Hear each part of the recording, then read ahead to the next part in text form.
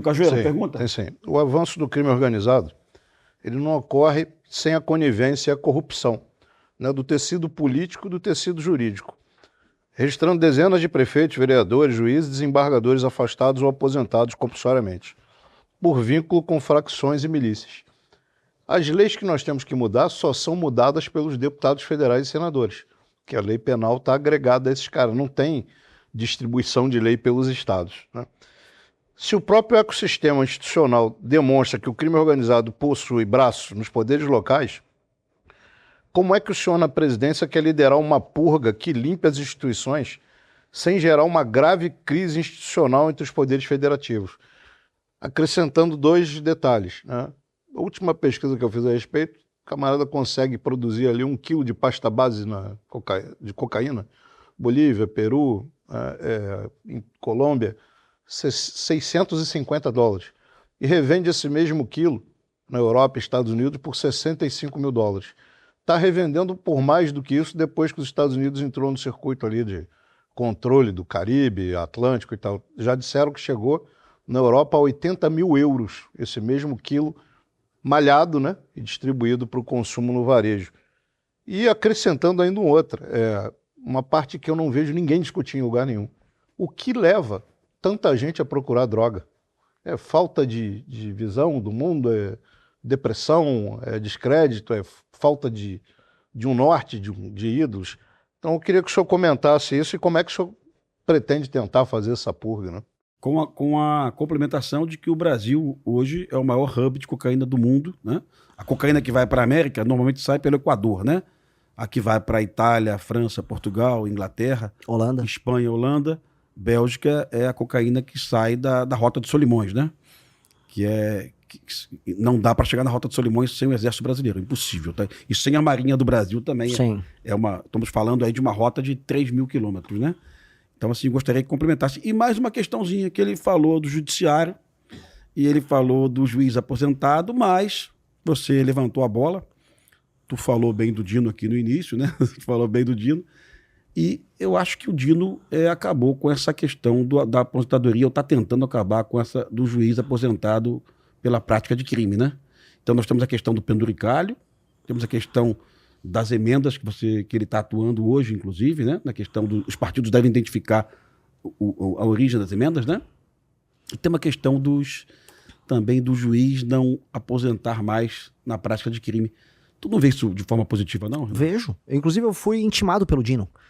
Vou começar do final e até chegar em você. Eu tô dando entrevistas que são super perguntas.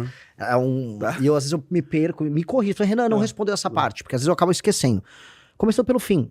Eu fui intimado por ele porque há 21 partidos políticos que têm representação no Congresso, o partido qual eu presido, que a missão está, né? Eu tenho o Kim, que é deputado, e o Dino mandou a intimação, e a intimação quer saber se o presidente do partido interfere, como interfere, quais são os critérios das emendas, por que um município, por que não outro município. As perguntas são todas muito pertinentes, porque o Dino, e sabe-se, Brasília toda sabe, ele tem pelo menos 64 casos que pegam basicamente toda a elite política do Congresso Nacional que desvia as emendas do orçamento secreto.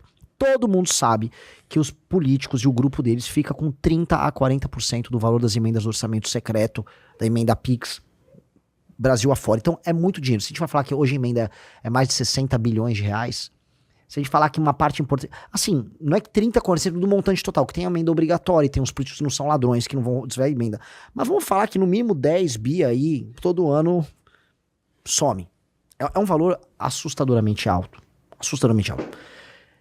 Ele vai trabalhar isso, e eu já lancei o desafio. Falei, não apenas vou colaborar, vou responder em vídeo. O Dino, não vou apenas responder em papel, vou responder em vídeo, eu e o Kim, para mostrar como é que funciona o partido, quais são os critérios que o nosso partido vai adotar para isso, e jogar um desafio para os demais partidos, inclusive sugerir colaboração com ele. Olha só, as emendas, que é o projeto nosso de lei de responsabilidade gerencial, elas têm que ser contingenciadas à aplicação de uma política pública que dê resultado. Então, se a política pública, se você mora num município que não tem saneamento básico, você tem que ter um plano de saneamento básico, e a emenda só vai poder ir para aquele município ou para o plano de saneamento básico ou para uma melhoria, por exemplo, na área de educação. E aí, se o prefeito bate aquela meta, ele pode receber mais emenda. Se ele não bate aquela meta, ele perde o direito político dele. Ou seja, acaba com aquela ONG do futebol que recebeu uma emenda Exatamente. para comprar bola de futebol que a gente não sabe. Ou como tem, por exemplo, no Maranhão, você tem os bloquetes. Você tem vários políticos que eles têm as suas, vamos dizer, pegam uns grupos que fazem o bloquete, que é tipo um paralelepípedo e vagabundo, e aí eles ficam eternamente recapeando ruas. E aí eles são donos da empresa, eles recapeam, a rua estraga em 1 ano, eles botam de novo, este deputado ajudou, e ficam eternamente reinaugurando as ruas que eles mesmos destroem. Então, é muita roubalheira que tem em cima disso. O Flávio Dino tá andando nessa área, eu parabenizo ele. A parte toda também de enfrentamento penduricalhos, eu vou fazer isso via projeto de lei. Eu acho que o Congresso tem que interferir nessa atividade do Judiciário e espero contar com a colaboração dele. Por enquanto, nessas áreas, eu acho que a atuação dele é meritória. A questão também dos juízes condenados. Com certeza. E é meritória. Ele tá atuando numa área... mas ele tem interesse político. Eu tenho interesse político também. Eu quero ser presidente da República. Eu quero fazer o certo com o meu interesse político. Então, se ele estiver colaborando por aqui, eu vou colaborar com ele e ele pode ser um aliado nesses temas. Mesmo sendo de uma visão de mundo à esquerda diferente da minha. Que eu, honestamente, se você tá roubando emenda à direita e à esquerda, eu não quero saber, eu quero prender você. E se ele tá com essa visão, eu tô com essa visão também. Eu acho muito burro por parte da direita, ou da esquerda também, ficar preso nessas discussões idiotas, quando a gente pode só colaborar no que interessa. Isso aqui é claramente um tema de colaboração. Claramente. Voltando agora, indo para as perguntas...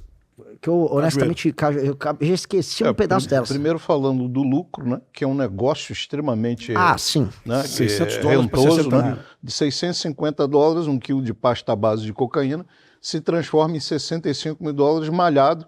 Para quem não conhece o termo, malhado é misturado com qualquer pó branco. Talco, farinha, né? Farinha. Pode ser farinha de trigo. mármore, farinha de trigo.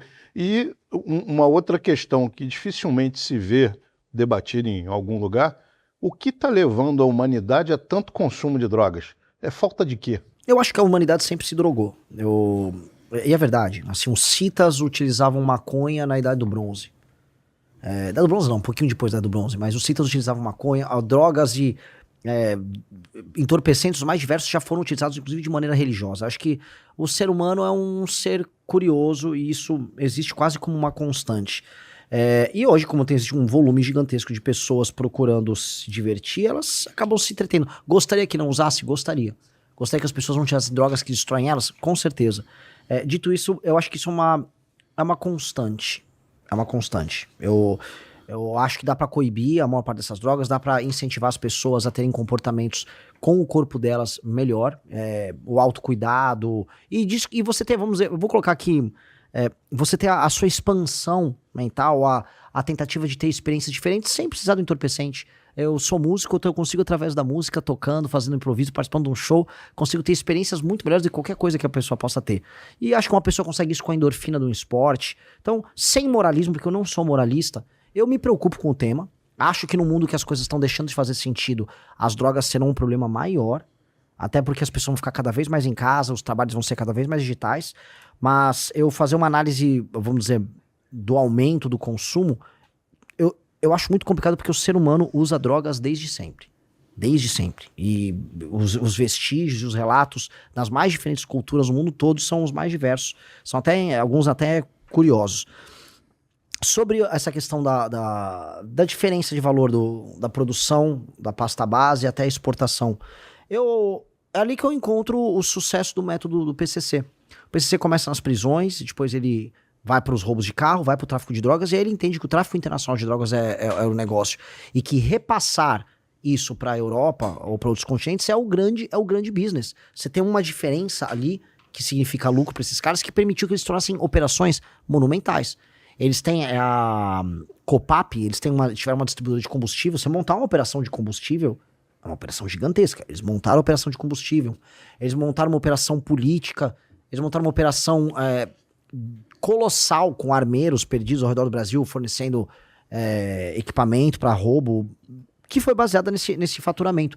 E eu acho que hoje, quebrar o PCC passa por quebrar esse método de pegar a droga que é produzida nessas outras nações da América do Sul e enviar para a Europa. Na reunião que eu tive com os embaixadores, o embaixador da Holanda, e o representante não era da Itália, foi da Holanda. A Holanda foi, assim, muito categórico sobre, olha, vocês estão mandando muita droga pra gente, a gente precisa brecar isso aqui.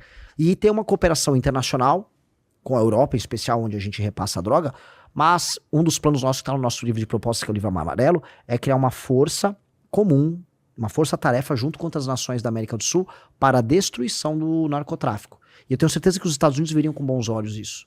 Acho que dá para fazer uma super cooperação para a gente destruir as facções criminosas na Bolívia, no Brasil, Paraguai, Colômbia, para a gente retomar também território nesses lugares e libertar a América do Sul. O Renan, os colegas da direita, às vezes, eles não estão antenados com o que está acontecendo no mundo. Eu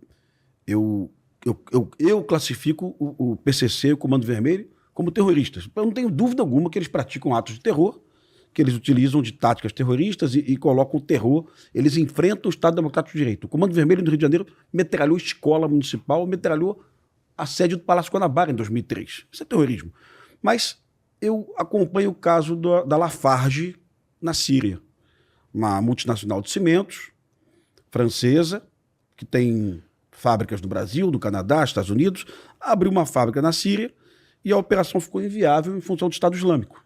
Alguns executivos pagaram uma taxa de proteção ao Estado Islâmico.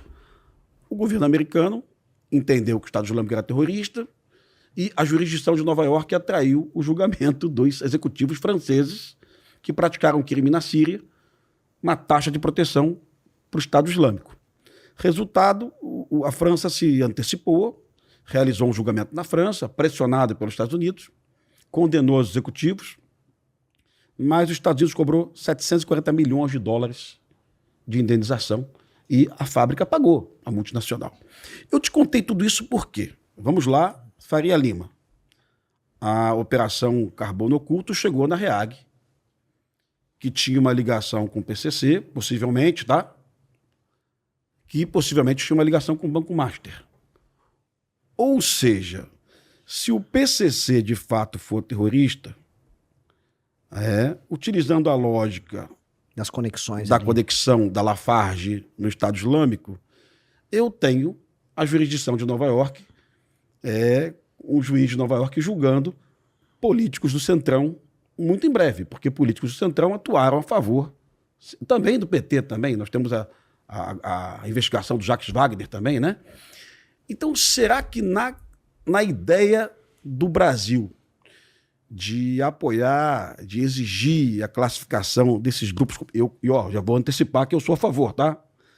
Será que os nossos políticos estão analisando o que pode vir a acontecer daqui a 2 ou 3 anos? Você já chegou onde... Quando os Estados Unidos veio com essa conversa... Você é a favor, cara? Eu acho agridoce. A resposta é agridoce, porque naturalmente eles estão aumentando os meios de ação americanos. Sim. Sobre a jurisdição americana sobre outras nações. Exato. Não é ele, não vão ser os Navy SEALs que vão invadir a favela aqui. Ou seja, a gente vai ficar com a externalidade, mas eles aumentam os meios de ação dele e faz sentido pra eles aumentar os meios de ação, porque eles estão projetando poder na América Latina inteira agora. Sim. Eles querem controle do canal do Panamá, eles fizeram uma invasão na Venezuela, eles estão de olho no Brasil. Eles ameaçam o Canadá. Exatamente. Groenlândia. O continente inteiro. Por quê? Porque existe uma questão geopolítica de um conflito global com a China nos próximos 50 anos. Perfeito. Então, neste desenho, eles estão aumentando os meios de ação deles. Nós não aumentamos em nada os meios de ação nossos. Eu acho legal, do ponto de vista de trazer luz ao problema, a ideia de que o Brasil, o mundo enxerga as facções criminosas no Brasil como, terrorismo. Nossa, o problema é grande. Mas institucionalmente falando, nós não ganhamos nada com isso. Inclusive não tem termo de cooperação, porque, pelo que eu entendi, a coisa sai acho que sai do FBI e vai pra CIA, alguma coisa assim, e a gente não tem os termos de cooperação da Polícia Federal com eles. Então a coisa começa a ficar solta, e quando a coisa começa a ficar solta, de fato, os Estados Unidos têm mais, eles próprios meios de ação. A gente não tem. A gente não ganhou um meio de ação a mais pra fazer nada aqui com essa história. Em breve vai ter um político... Você acompanhou a DPF 635, que eu também fui um crítico de primeiro momento. Absurdo a Suprema Corte brasileira se intrometer nas operações policiais do Rio de Janeiro, isso você tira a autoridade do governador. No entanto, o que eu vejo hoje é que a decisão do Alexandre de Moraes possibilitou que a Polícia Federal investigasse a Alerj e pegasse o Bacelar, o Canela, e que investigasse o governador Cláudio Castro, né? Que investigasse o Adilcinho, que é o bicheiro que vende cigarro, né? Ou seja, me parece que no final de tudo, e eu sou um crítico pesado da DPF, me parece que vai ser melhor para o povo do Rio de Janeiro, correto? Porque o TJ do Rio de Janeiro e o MP do Rio de Janeiro e a Polícia Civil do Rio de Janeiro foram incapazes de chegar nesses nomes, tá? Não vou dizer que foi por corrupção, não, mas foram incapazes, não chegaram, né? Então hoje essa pressão em cima da Alerj no Rio de Janeiro, deputados presos, presidente da casa preso, é em função da decisão do Alexandre Moraes, da DPF. Já pensou nisso, né, Renan? Sim, isso é o elemento positivo enquanto externalidade dela. A questão toda é, se no meu governo eu for fazer as minhas operações, eu não quero ser obstado por ela. Perfeito. Eu não pretendo e não serei obstado por ela. Essa externalidade positiva em que o elemento estadual, que é absolutamente corrompido aqui no Rio de Janeiro, perde os meios de ação, passa a ser investigado pela PF, isso foi maravilhoso.